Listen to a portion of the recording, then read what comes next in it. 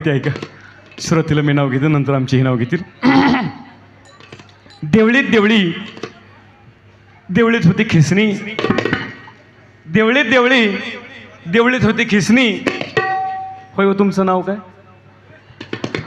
काय नाव आहे? केशव.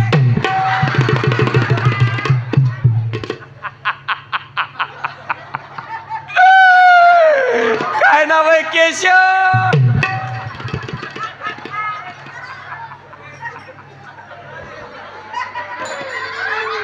बरं झालं हे मग जुळला, कारण माझ्या पहिले बी नवऱ्याचं नाव केशवच होतं. काही मग जुळला बघा, काही योगा योगाला. बरं का, घेते का? देवळीत देवळी देवळीत होती खिसणी, देवळीत देवळी देवळीत होती खिसणी. आमचे केशवराव गेले संडासला, डोकरानं दिली ढोसणी.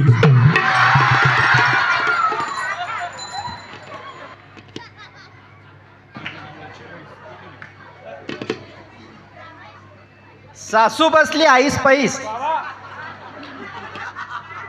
सासू बसली आईस पैस, माधुरी माझी गवळ्याची म्हैस.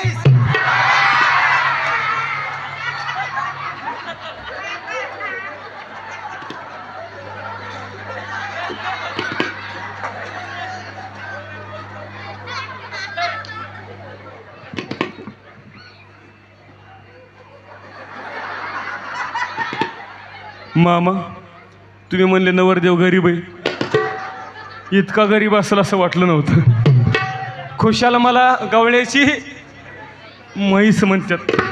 खरं सांगा बरं का, खरं सांगा, म्हशीसारखे दिसते का? म्हशीसारखे दिसते हा?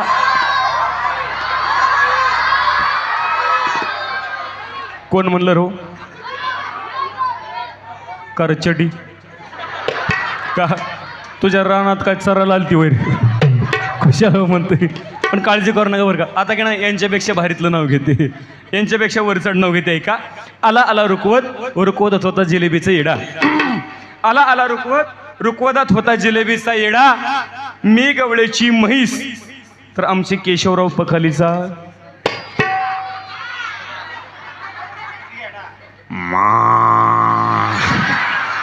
आता फिटून पाड बरं का.